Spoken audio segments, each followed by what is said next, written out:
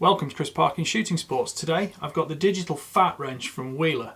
Now if we look at this acronym, F.A.T stands for Firearm Accurizing Torque Wrench, and to be quite factual, I take guns apart and put scopes on and things like that, all the workshop tasks very frequently, and using a torque wrench to accurize the whole setup is one of the fundamentals in how to get the best out of a gun.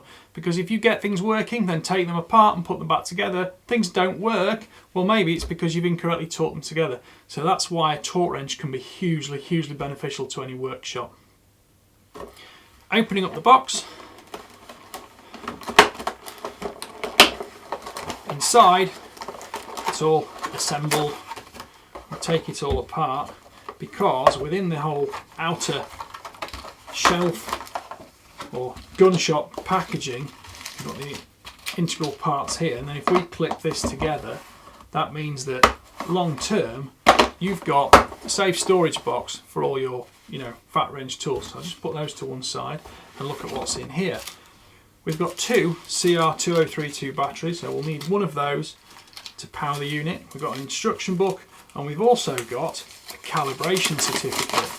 Now the calibration certificate gives you an idea of how this has been set up and the accuracy to which it's capable of delivering in both inch pounds and also Newton meters, and it says plus or minus 2% of the display value is correct. Now I work in Newton meters just because that's the way I am, but you can set this to work either way, and I'll show you in one moment how you can do that. Taking out the case, first we need to do is put the batteries in. So there are 4 Phillips screws on the back here, and you need to remove those. I'll probably fast forward this through this on the main video.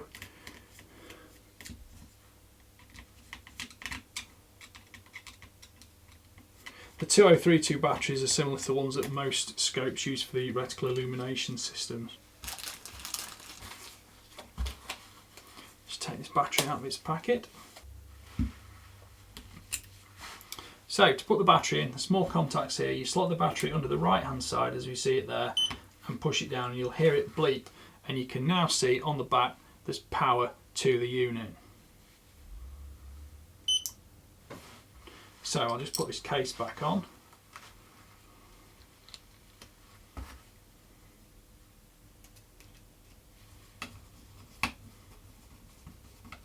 Here you can see in the clamshell box there's space for any extra tools you want to add. For example, I'll probably add an extra T25 to that because it's something I use all the time. There are various Allen keys supplied and also flat blade screwdrivers. Now, you can't expect everything to be supplied because everybody in their different uses with different guns, different scopes, different mounts are going to have a huge collection of different bits. But for example, that's a 5/32 Allen bit. Most UK rifles, European rifles, will use metric systems, and this is of course an American derived tool. That doesn't say it won't do full metric compatibility, because of course you can set it in Newton meters as I personally prefer. It's an ergonomic overmolded design, there's plenty of grip on it, you've no problems there, and the buttons are fairly accessible. Now I'm sure you probably hardly noticed any changes in that cut at all, but I am going to use this now to mount a scope. So, the Wheeler uses standard quarter drive bits. Some bits are supplied, you get some flat points and some Allen bits and a couple of Torx bits. It looks like a T15 and a T20, and I need a T25 because I'm going to be using these rings here. So just to give you an example of how it's going to work, I'm going to slacken off that ring there, slot it approximately where I'm going to be using it on this rifle. Both these now need torquing to 5 Newton meters, so I've added a T25 Torx bit, which is a standard quarter drive unit. I can use the units to select Newton meters, and I use mode and I've selected peak. And in peak I want it at 5 Newton meters. So now when I put that in and tension it, it will bleep when I get to 5. Thus, I do the other screw and this will bleep when I get to 5. Had I left it in the other mode, it would have given me the max torque I'd actually applied myself. So if I go to M and select peak rather than live, peak, I can tension that and it tells me where I've actually got up to, 4 Newton meters. Now all I need to do when I put the ring tops on, right, so I'm going to set at 2 Newton meters, is I do exactly the same thing, but this time instead of 5 I'm going to set it at 2. Here you can see there's a calibration certificate supplied, as well as an instruction manual. The instruction manual includes all the required details about using the tool, how to set the different modes, the torque ranges, and various different torque specifications you'll get for different screws you'll see in pulling.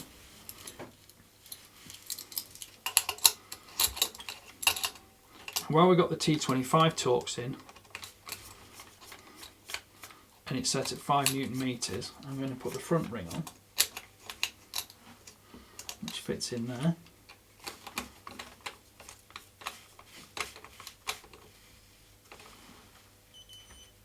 You can probably hear that very slight bleep. It's a little bit muffled by the sleeve on my jacket.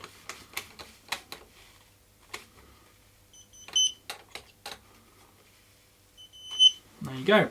So that is now both rings set up at 5 Newton meters. I'm going to take the ring tops off and I'll go through the whole procedure again, setting up the scope as I would normally, and this time I'll set them to 2 Newton meters, which is the required torque on these tier 1 rings. This is using a T15 Torx bit. There is one supplied with this kit, but I'm just using it in my fingers at the moment. But similarly, we just take that out of there and clip this one in.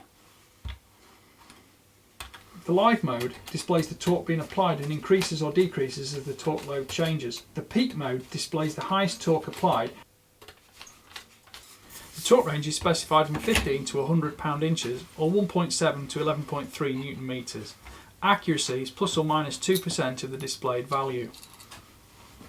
The instruction book does give you some common uses for the torque range and also the generally suggested applied torques for certain specified thread types. I would always go with the torque specified by the item manufacturer themselves.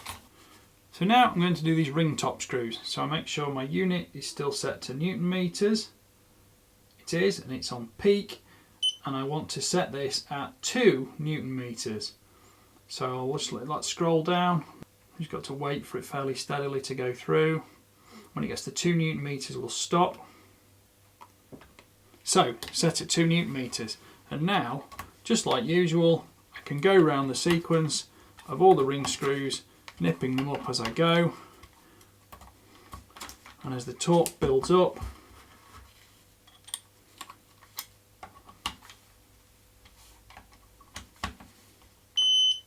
that one's now hit 2 Newton meters, so is that one.